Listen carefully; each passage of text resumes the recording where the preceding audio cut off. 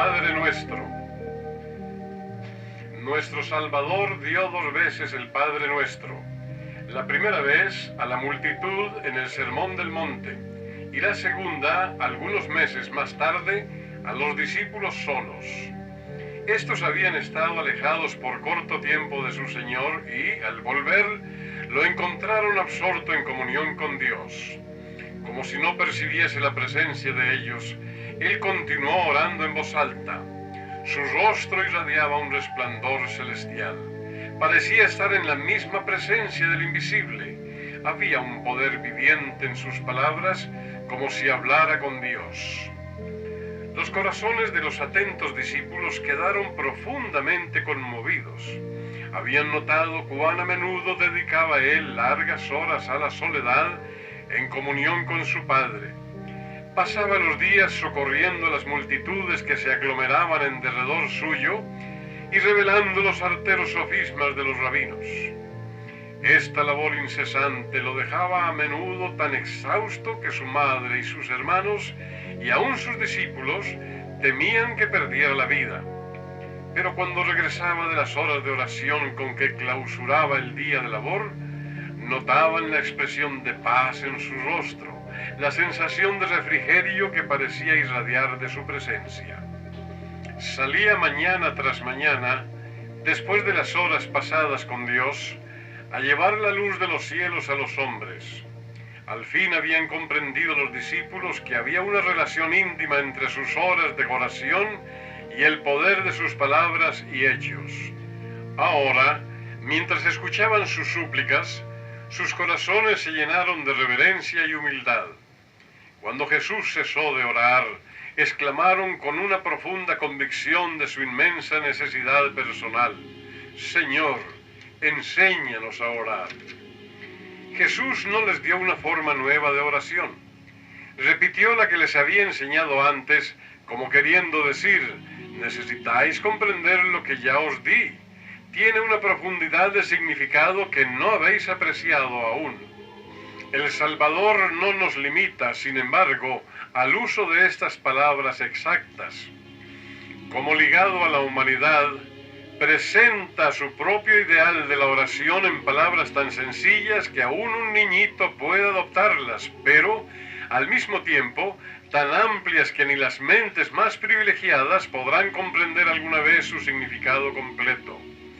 Nos enseña a allegarnos a Dios con nuestro tributo de agradecimiento, expresarle nuestras necesidades, confesar nuestros pecados y pedir su misericordia conforme a su promesa. Cuando oréis, decid: Padre nuestro. Jesús nos enseña a llamar a su Padre nuestro Padre. No se avergüenza de llamarnos hermanos. Tan dispuesto y ansioso está el corazón del Salvador a recibirnos como miembros de la familia de Dios, que desde las primeras palabras que debemos emplear para acercarnos a Dios, Él expresa la seguridad de nuestra relación divina. Padre nuestro. Aquí se enuncia la verdad maravillosa, tan alentadora y consoladora de que Dios nos ama como ama a su Hijo. Es lo que dijo Jesús en su postrera oración en favor de sus discípulos. Los has amado a ellos como también a mí me has amado.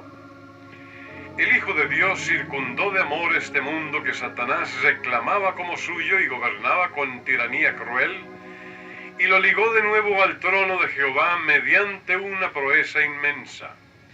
Los querubines, serafines y las huestes innumerables de todos los mundos no caídos entonaron himnos de loor a Dios y al Cordero cuando su victoria quedó asegurada. Se alegraron de que el camino a la salvación se hubiera abierto al género humano pecaminoso y porque la tierra iba a ser redimida de la maldición del pecado. ¿Cuánto más deben regocijarse aquellos que son objeto de tan asombroso amor? ¿Cómo podemos quedar en duda e incertidumbre y sentirnos huérfanos? Por amor a quienes habían transgredido la ley, Jesús tomó sobre sí la naturaleza humana. Se hizo semejante a nosotros para que tuviéramos la paz y la seguridad eternas. Tenemos un abogado en los cielos y quien quiera que lo acepte como Salvador personal, no queda huérfano ni ha de llevar el peso de sus propios pecados. Amados, ahora somos hijos de Dios. Y si hijos de Dios, también herederos, herederos de Dios y coherederos con Cristo, si es que padecemos juntamente con Él, para que juntamente con Él seamos glorificados. Y aún no se ha manifestado lo que hemos de ser, pero sabemos que cuando Él se manifieste, seremos semejantes a Él, porque le veremos como Él es. El primer paso para acercarse a Dios consiste en conocer y en creer en el amor que siente por nosotros. Solamente por la atracción de su amor nos sentimos impulsados a ir a Él. La comprensión del amor de Dios induce a renunciar al egoísmo. Al llamar a Dios nuestro Padre, reconocemos a todos sus hijos como nuestros hermanos. Todos formamos parte del gran tejido de la humanidad. Todos somos miembros de una sola familia. En nuestras peticiones hemos de incluir a nuestros prójimos tanto como a nosotros mismos. Nadie ora como es debido si solamente pide bendiciones para sí mismo. El Dios infinito, dijo Jesús, os da el privilegio de acercaros a Él y llamarlo Padre. Comprended todo lo que implica esto. Ningún padre de este mundo ha llamado jamás a un hijo errante con el fervor con el cual nuestro Creador suplica al transgresor. Ningún amante interés humano siguió al impenitente con tan tiernas invitaciones. Mora Dios en cada hogar, oye cada palabra que se pronuncia, escucha toda oración que se eleva, siente los pesares y los desengaños de cada alma, ve el trato que recibe cada padre, madre, hermana, amigo y vecino. Cuida de nuestras necesidades y para satisfacerlas, su amor y misericordia fluyen continuamente. Si llamáis a Dios vuestro Padre, os reconocéis hijos suyos, para ser guiados por su sabiduría y para darle obediencia en todas las cosas, sabiendo que su amor es inmutable. Aceptaréis su plan para vuestra vida. Como hijos de Dios, consideraréis como objeto de vuestro mayor interés su honor, su carácter, su familia y su obra. Vuestro gozo consistirá en reconocer y honrar vuestra relación con vuestro Padre y con todo miembro de su familia. Os gozaréis en realizar cualquier acción, por humilde que sea, que contribuya a su gloria o al bienestar de vuestros semejantes. Aquel a quien Cristo pide que miremos como Padre nuestro, está en los cielos. Todo lo que quiso, ha hecho. En su custodia podemos descansar seguros diciendo, en el día que temo, yo en ti confío. Santificado sea tu nombre. Para santificar el nombre del Señor se requiere que las palabras que empleamos al hablar del Ser Supremo sean pronunciadas con reverencia. Santo y temible es su nombre. Nunca debemos mencionar con liviandad los títulos ni los apelativos de la deidad. Por la oración entramos en la sala de audiencia del Altísimo y debemos comparecer ante Él con pavor sagrado. Los ángeles velan sus rostros en su presencia. Los querubines y los esplendorosos y santos serafines se acercan a su trono con reverencia solemne. ¿Cuánto más debemos nosotros, seres finitos y pecadores, presentarnos en forma reverente delante del Señor nuestro Creador? Pero santificar el nombre del Señor significa mucho más que esto. Podemos manifestar, como los judíos contemporáneos de Cristo, la mayor reverencia externa hacia Dios y, no obstante, profanar su nombre continuamente. El nombre de Jehová es fuerte, misericordioso y piadoso, tardo para la ira y grande en misericordia y verdad, que perdona la iniquidad, la rebelión y el pecado. Se dijo de la iglesia de Cristo, se la llamará Jehová justicia nuestra. Este nombre se da a todo discípulo de Cristo. Es la herencia del Hijo de Dios. La familia se conoce por el nombre del Padre. El profeta Jeremías, en tiempo de tribulación y gran dolor, oró: sobre nosotros es invocado tu nombre, no nos desampares. Este nombre es santificado por los ángeles del cielo y por los habitantes de los mundos sin pecado. Cuando oramos, santificado sea tu nombre, pedimos que lo sea en este mundo, en nosotros mismos. Dios nos ha reconocido delante de hombres y ángeles como sus hijos. Pidámosle ayuda para no deshonrar el buen nombre que fue invocado sobre nosotros. Dios nos envía al mundo como sus representantes. En todo acto de la vida debemos manifestar el nombre de Dios. Esta petición exige que poseamos su carácter. No podemos santificar su nombre ni representarlo ante el mundo, a menos que en nuestra vida y carácter representemos la vida y el carácter de Dios. Esto podrá hacerse únicamente cuando aceptemos la gracia y la justicia de Cristo. Venga tu reino. Dios es nuestro Padre, que nos ama y nos cuida como hijos suyos. Es también el gran Rey del universo. Los intereses de su reino son los nuestros. Hemos de obrar para su progreso. Los discípulos de Cristo esperaban el advenimiento inmediato del reino de su gloria. Pero al darles esta oración, Jesús les enseñó que el reino no había de establecerse entonces. Habían de orar por su venida como un suceso todavía futuro. Pero esta petición era también una promesa para ellos. Aunque no verían el advenimiento del reino en su tiempo, el hecho de que Jesús les dijera que oraran por Él es prueba de que vendrá seguramente cuando Dios quiera. El reino de la gracia de Dios se está estableciendo a medida que ahora, día tras día, los corazones que estaban llenos de pecado y rebelión se someten a la soberanía de su amor. Pero el establecimiento completo del reino de su gloria no se producirá hasta la segunda venida de Cristo a este mundo. El reino y el dominio y la majestad de los reinos debajo de todo el cielo serán dados al pueblo de los santos del Altísimo. Heredarán el reino preparado para ellos desde la fundación del mundo. Cristo asumirá entonces su gran poder y reinará. Las puertas del cielo se abrirán otra vez y nuestro Salvador, acompañado de millones de santos, saldrá como Rey de reyes y Señor de señores. Jehová, Emmanuel, será Rey sobre toda la tierra.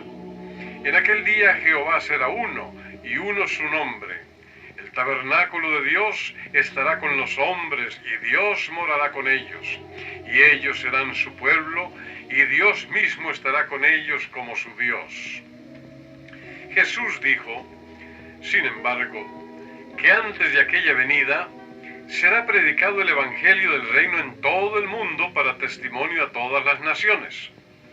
Su reino no vendrá hasta que las buenas nuevas de su gracia se hayan proclamado a toda la tierra.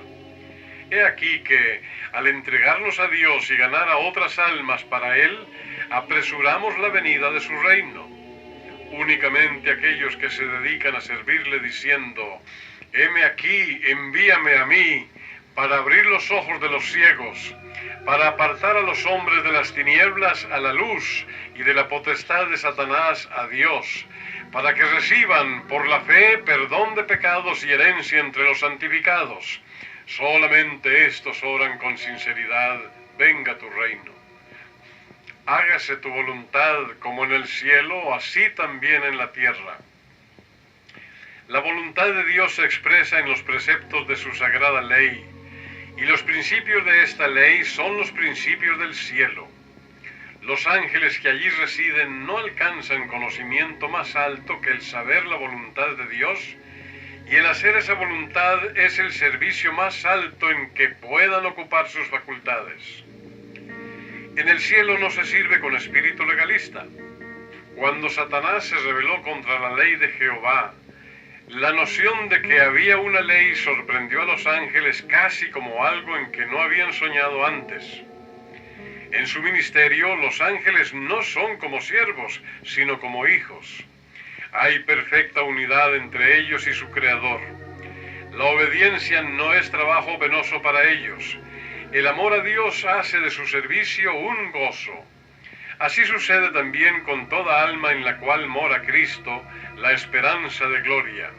Ella repite lo que dijo él: me complazco en hacer tu voluntad, oh Dios mío, y tu ley está en medio de mi corazón.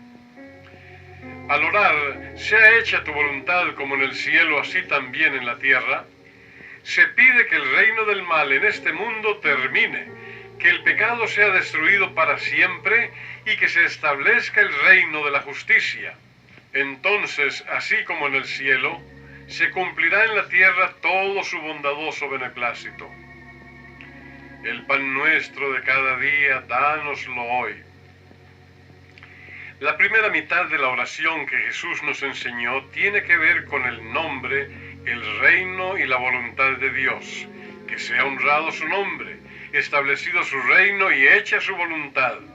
Y así, cuando hayamos hecho del servicio de Dios nuestro primer interés, podremos pedir que nuestras propias necesidades sean suplidas y tener la confianza de que lo serán. Si hemos renunciado al yo y nos hemos entregado a Cristo, somos miembros de la familia de Dios y todo cuanto hay en la casa del Padre es nuestro.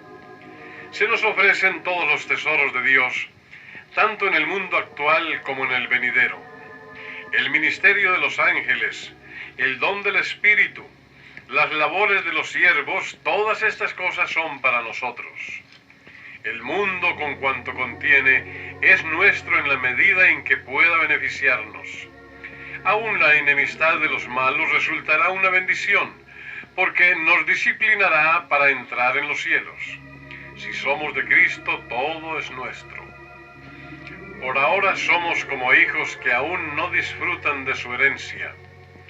Dios no nos confía nuestro precioso legado, no sea que Satanás nos engañe con sus artificios astutos, como engañó a la primera pareja en el Edén. Cristo lo guarda seguro para nosotros fuera del alcance del despojador. Como hijos, recibiremos día tras día lo que necesitamos para el presente. Diariamente debemos pedir: el pan nuestro de cada día, dánoslo hoy. No nos desalentemos si no tenemos bastante para mañana. Su promesa es segura: vivirás en la tierra y en verdad serás alimentado. Dice David: joven fui y he envejecido, y no he visto justo desamparado, ni su descendencia que mendigue pan. El mismo Dios que envió los cuervos para dar pan a Elías, cerca del arroyo de Querit, no descuidará a ninguno de sus hijos fieles y abnegados. Del que anda en la justicia se ha escrito: se le dará su pan y sus aguas serán seguras. No serán avergonzados en el mal tiempo, y en los días de hambre serán saciados. El que no escatimó ni a su propio Hijo, sino que lo entregó por todos nosotros, ¿cómo no nos dará también con él todas las cosas? El que alivió los cuidados y ansiedades de su madre viuda y lo ayudó a sostener la familia en Nazaret, simpatiza con toda madre en su lucha para proveer alimento a sus hijos. Quien se compadeció de las multitudes porque estaban desamparadas y dispersas, sigue teniendo compasión de los pobres que sufren. Les extiende la mano para bendecirlos, y en la misma plegaria que dio a sus discípulos nos enseña a acordarnos de los pobres. Al orar: el pan nuestro de cada día, dánoslo hoy, pedimos para los demás tanto como para nosotros mismos. Reconocemos que lo que Dios nos da no es para nosotros solos. Dios nos lo confía para que alimentemos a los hambrientos. De su bondad ha hecho provisión para el pobre. Dice: cuando hagas comida o cena, no llames a tus amigos, ni a tus hermanos, ni a tus parientes, ni a vecinos ricos. Mas cuando hagas banquete, llama a los pobres, los mancos, los cojos y los ciegos, y serás bienaventurado, porque ellos no te pueden recompensar, pero te será recompensado en la resurrección de los justos. La oración por el pan cotidiano incluye no solamente el alimento para sostener el cuerpo, sino también el pan espiritual que nutrirá el alma para vida eterna. Nos dice Jesús: trabajad no por la comida que perece, sino por la comida que a vida eterna permanece. Yo soy el pan vivo que descendió del cielo. Si alguno comiere de este pan, vivirá para siempre. Nuestro Salvador es el pan de vida. Cuando miramos su amor y lo recibimos en el alma, comemos el pan que desciende del cielo. Recibimos a Cristo por su palabra y se nos da el Espíritu Santo para abrir la palabra de Dios a nuestro entendimiento y hacer penetrar sus verdades en nuestro corazón. Hemos de orar día tras día para que, mientras leemos su palabra, Dios nos envíe su Espíritu con el fin de revelarnos la verdad que fortalecerá nuestras almas para las necesidades del día. Al enseñarnos a pedir cada día lo que necesitamos, tanto las bendiciones temporales como las espirituales, Dios desea alcanzar un propósito para beneficio nuestro. Quiere que sintamos cuánto dependemos de su cuidado constante, porque procura atraernos a una comunión íntima con Él. En esta comunión con Cristo, mediante la oración y el estudio de las verdades grandes y preciosas de su palabra, seremos alimentados como almas con hambre. Como almas sedientas seremos refrescados en la fuente de la vida.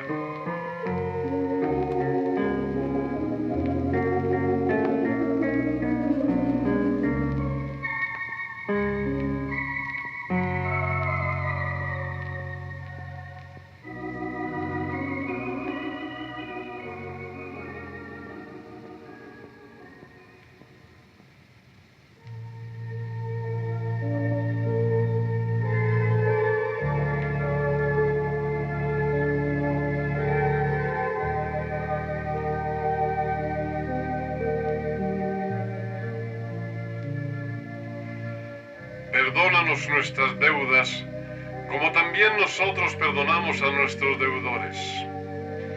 Jesús enseña que podemos recibir el perdón de Dios solamente en la medida en que nosotros mismos perdonamos a los demás. El amor de Dios es lo que nos atrae a Él. Ese amor no puede afectar nuestros corazones sin despertar amor hacia nuestros hermanos. Al terminar el Padre Nuestro, añadió Jesús: porque si perdonáis a los hombres sus ofensas, os perdonará también a vosotros vuestro Padre Celestial. Mas si no perdonáis a los hombres sus ofensas, tampoco vuestro Padre os perdonará vuestras ofensas. El que no perdona suprime el único conducto por el cual puede recibir la misericordia de Dios.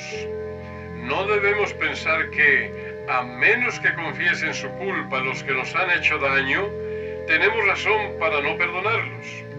Sin duda es un deber humillar sus corazones por el arrepentimiento y la confesión. Pero hemos de tener un espíritu compasivo hacia los que han pecado contra nosotros, confiesen o no sus faltas. Por mucho que nos hayan ofendido, no debemos pensar de continuo en los agravios que hemos sufrido ni compadecernos de nosotros mismos por los daños. Así como esperamos que Dios nos perdone nuestras ofensas, debemos perdonar a todos los que nos han hecho mal.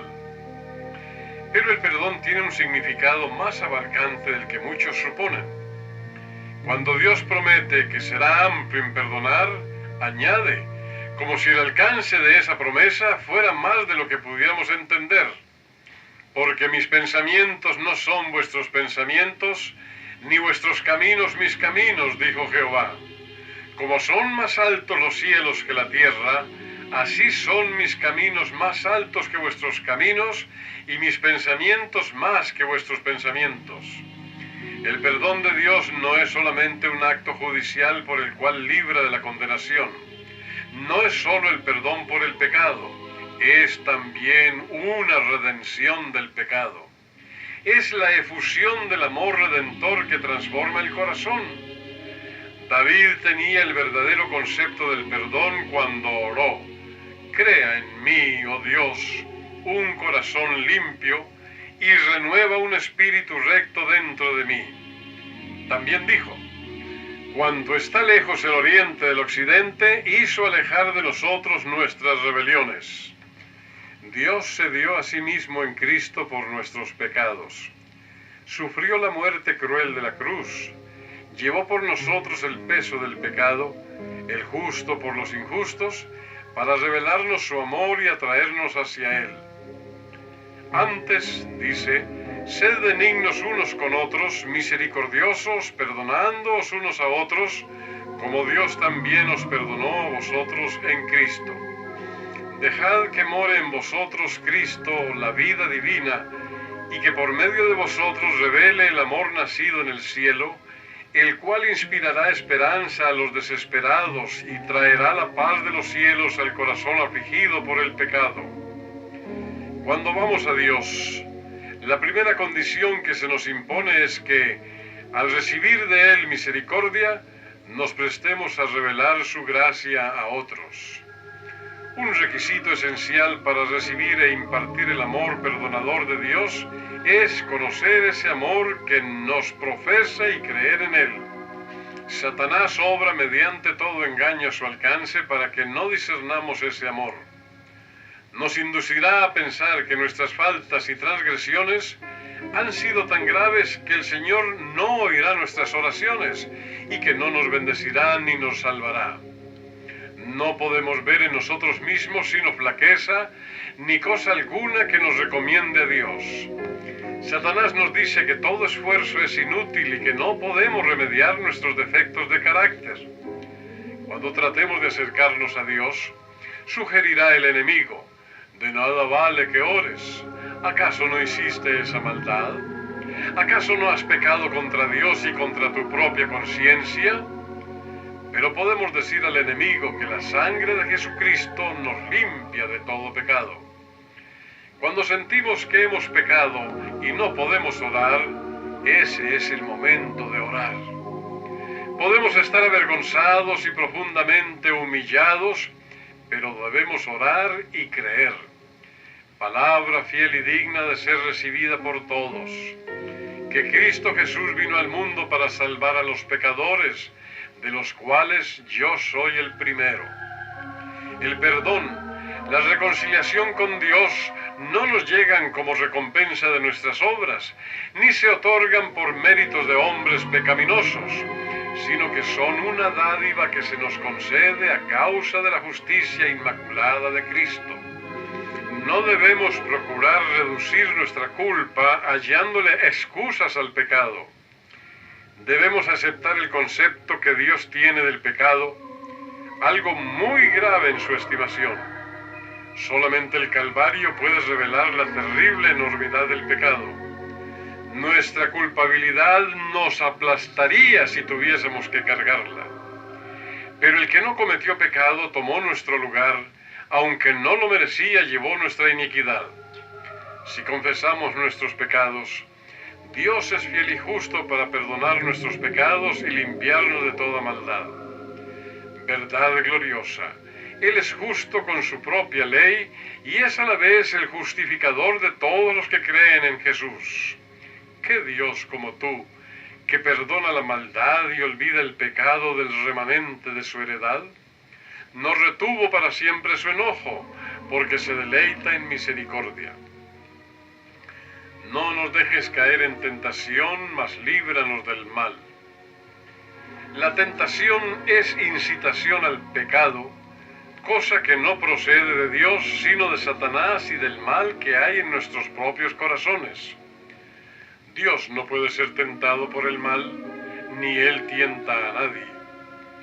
Satanás trata de arrastrarnos a la tentación para que el mal de nuestros caracteres pueda revelarse ante los hombres y los ángeles y Él pueda reclamarnos como suyos. En la profecía simbólica de Zacarías, se ve a Satanás de pie a la diestra del ángel del Señor, acusando a Josué, el sumo sacerdote, que aparece vestido con ropas sucias y resistiendo la obra que el ángel desea hacer por él. Así se representa la actitud de Satanás hacia cada alma que Cristo trata de atraer. El enemigo nos induce a pecar, y luego nos acusa ante el universo celestial como indignos del amor de Dios. Pero dijo Jehová a Satanás: Jehová te reprenda, oh Satanás. Jehová, que ha escogido a Jerusalén, te reprenda. ¿No es este un tizón arrebatado del incendio? Y a Josué dijo: mira que he quitado de ti tu pecado, y te he hecho vestir de ropas de gala. En su gran amor, Dios procura desarrollar en nosotros las gracias preciosas de su Espíritu. Permite que hallemos obstáculos, persecución y opresiones, pero no como una maldición, sino como la bendición más grande de nuestra vida. Cada tentación resistida, cada aflicción sobrellevada valientemente, nos da nueva experiencia y nos hace progresar en la tarea de edificar nuestro carácter.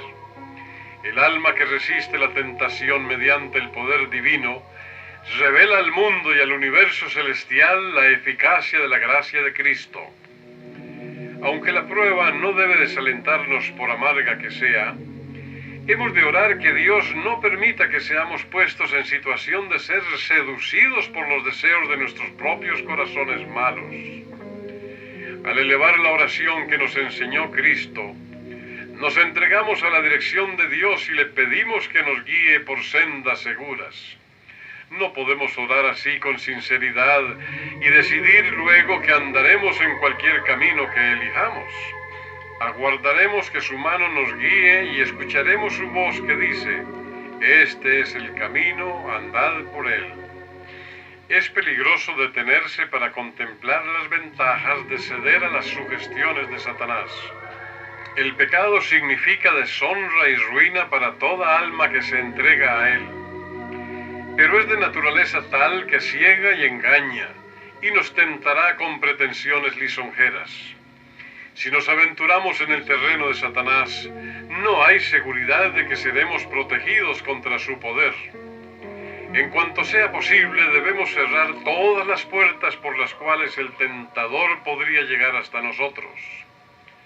El ruego, no nos dejes caer en tentación, es una promesa en sí mismo. Si nos entregamos a Dios, se nos promete: no dejará ser tentados más de lo que podéis resistir, sino que dará también juntamente con la tentación la salida para que podáis soportar. La única salvaguardia contra el mal consiste en que mediante la fe en su justicia, Cristo more en el corazón. La tentación tiene poder sobre nosotros porque existe egoísmo en nuestros corazones. Pero cuando contemplamos el gran amor de Dios, vemos el egoísmo en su carácter horrible y repugnante y deseamos que sea expulsado del alma. A medida que el Espíritu Santo glorifica a Cristo, nuestro corazón se ablanda y se somete, la tentación pierde su poder y la gracia de Cristo transforma el carácter. Cristo no abandonará el alma por la cual murió. Ella puede dejarlo a él y ser vencida por la tentación, pero nunca puede apartarse Cristo de uno a quien compró con su propia vida. Si pudiera agudizarse nuestra visión espiritual, veríamos almas oprimidas y sobrecargadas de tristeza a punto de morir de desaliento. Veríamos ángeles volando rápidamente para socorrer a estos tentados, quienes se hallan como al borde de un precipicio. Los ángeles del cielo rechazan las huestes del mal que rodean a estas almas y las guía hasta que pisen un fundamento seguro. Las batallas entre los dos ejércitos son tan reales como las que sostienen los ejércitos del mundo, y del resultado del conflicto espiritual dependen los destinos eternos. A nosotros, como a Pedro, se nos dice: Satanás os ha pedido para zarandearos como a trigo, pero yo he rogado por ti que tu fe no falte. Gracias a Dios no se nos deja solos. El que de tal manera amó al mundo, que ha dado a su Hijo unigénito para que todo aquel que en él cree no se pierda, mas tenga vida eterna, no nos abandonará en la lucha contra el enemigo de Dios y de los hombres. He aquí, dice, Os doy potestad de hollar serpientes y escorpiones, y sobre toda fuerza del enemigo, y nada os dañará. Vivamos en contacto con el Cristo vivo, y Él nos asirá firmemente con una mano que nos guardará para siempre. Creamos en el amor con que Dios nos ama, y estaremos seguros. Este amor es una fortaleza inexpugnable contra todos los engaños y ataques de Satanás. Torre fuerte es el nombre de Jehová, a él correrá el justo y será levantado. Porque tuyo es el reino y el poder y la gloria. La última frase del Padre Nuestro, así como la primera, señala a nuestro Padre como superior a todo poder y autoridad y a todo nombre que se mencione. El Salvador contemplaba los años que esperaban a los discípulos, no con el esplendor de la prosperidad y el honor mundanos con que habían soñado, sino en la oscuridad de las tempestades del odio humano y de la ira satánica. En medio de la lucha y la ruina de la nación, los discípulos estarían acosados de peligros y a menudo el miedo oprimiría sus corazones. Habrían de ver a Jerusalén desolada, el templo arrasado, su culto suprimido para siempre, e Israel esparcido por todas las tierras como náufragos en una playa desierta. Dijo Jesús: oiréis de guerras y rumores de guerras. Se levantará nación contra nación y reino contra reino, y habrá pestes y hambres y terremotos en diferentes lugares. Y todo esto será principio de dolores. A pesar de ello, los discípulos de Cristo no debían pensar que su esperanza era vana ni que Dios había abandonado al mundo.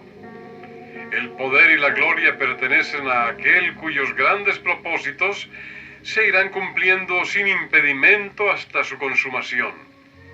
En aquella oración que expresaba sus necesidades diarias, la atención de los discípulos de Cristo fue dirigida, por encima de todo el poder y el dominio del mal, hacia el Señor su Dios, cuyo reino gobierna a todos y quien es Padre y amigo eterno.